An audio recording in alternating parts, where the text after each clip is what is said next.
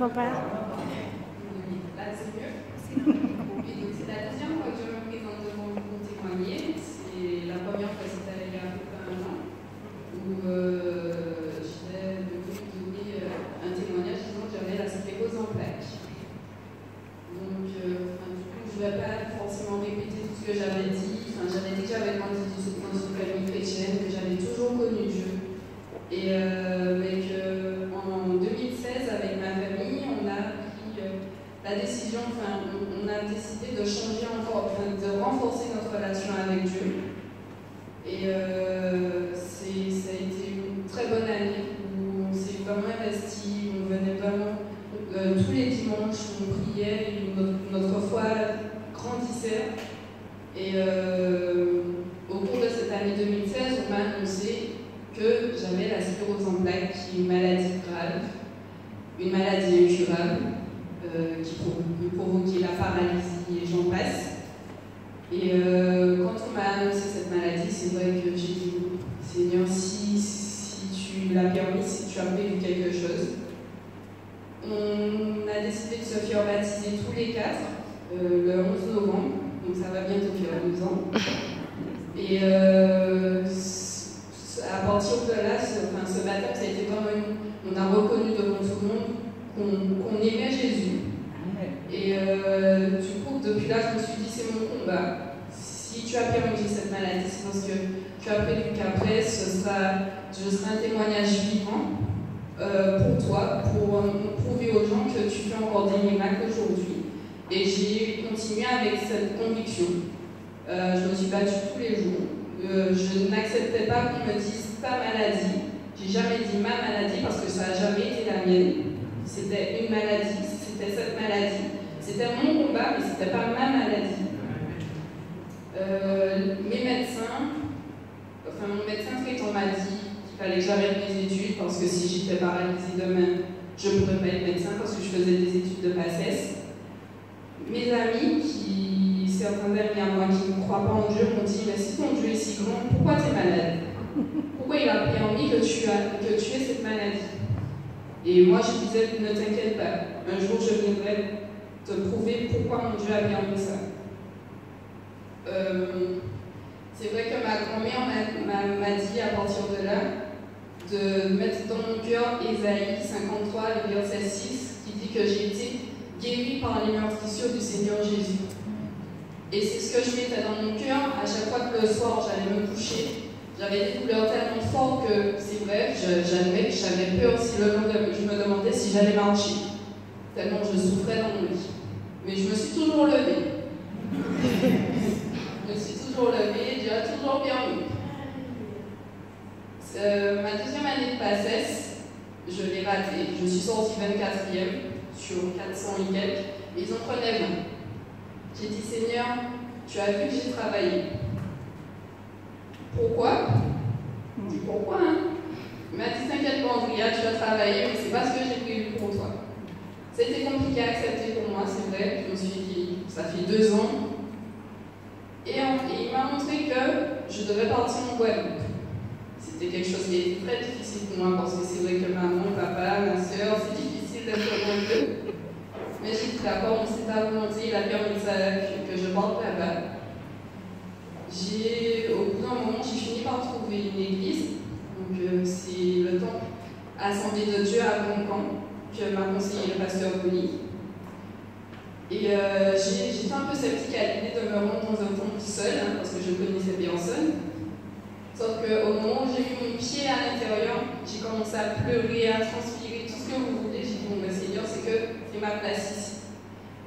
Donc, c'est là que je vais depuis que je suis en Guadeloupe, ça fait 1 an et demi.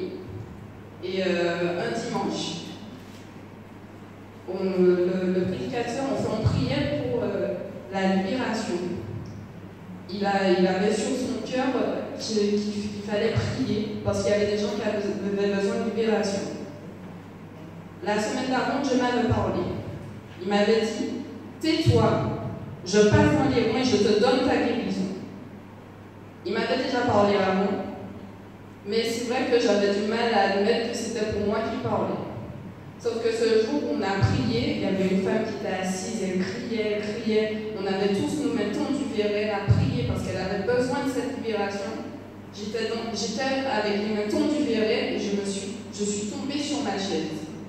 Je suis tombée sur ce banc et j'ai pleuré. J'ai senti quelque chose de tellement lourd sortir de moi. J'ai pleuré et je me suis levée et j'ai dit, mon Dieu m'a guéri. Et j'ai pleuré, quand je suis sortie, j'ai appelé mes parents, j'ai appelé ma grand-mère, j'ai dit, maman, mon Dieu m'a guéri. Et j'avais cette conviction que mon Dieu m'avait guéri. Ça a été quelque chose de tellement magnifique dans ma vie parce que je me suis dit, ouais, Dieu fait des miracles. Mais je ne pouvais pas encore en parler parce que le monde ne croit que ce qu'il voit. Au mois de juillet, je suis allée à l'hôpital et j'ai refait un bilan. Et là, à la fin de cette journée, le médecin m'a dit, écoutez, à l'IRM, tout ce qui est là, c'est cicatriciel. Il n'y a plus rien d'actif. Vous n'avez plus aucun symptôme. Ils m'ont envoyé un courrier disant que ma mobilité, etc., tout était illimité, que tout était cicatriciel et qu'il n'y avait plus rien. Il n'y a plus rien.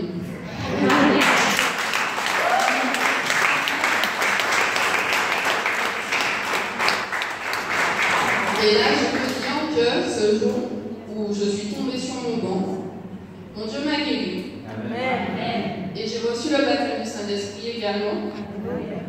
Et depuis, je vis des choses tellement grandes. J'ai des amis que j'ai réussi à convaincre dans ma classe à venir avec moi à l'église, qui ont rencontré Dieu.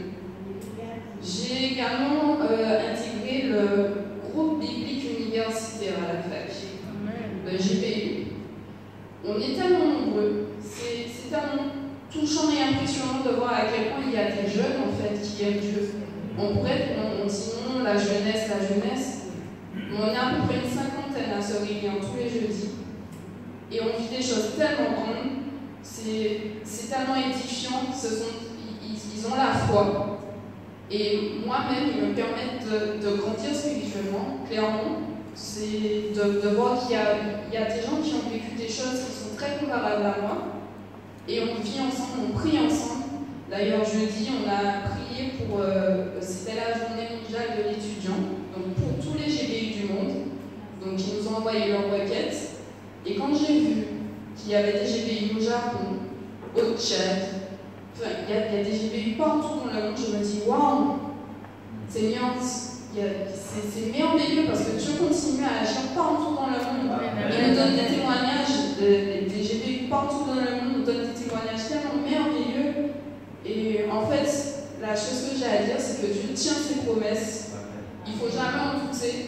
Il ne faut jamais laisser les gens vous permettre de douter que Dieu est là parce que même quand on est indigne, il est encore plus présent et il fait encore des miracles.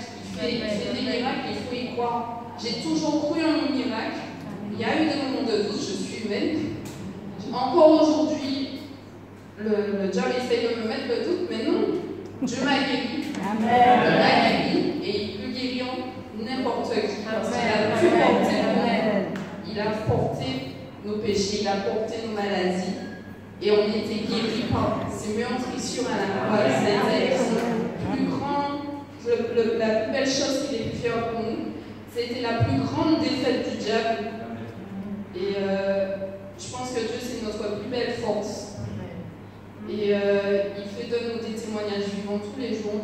Et je sais qu'il m'a envoyé en Guadeloupe pour une chose, qui me fera revenir ici pour continuer. Et c'est pour ça que je suis là ce matin, parce que je suis arrivée hier, je repars ce soir, parce que j'ai des examens demain, mais je tenais à donner mon témoignage d'abord ici, parce que c'est ici mon église.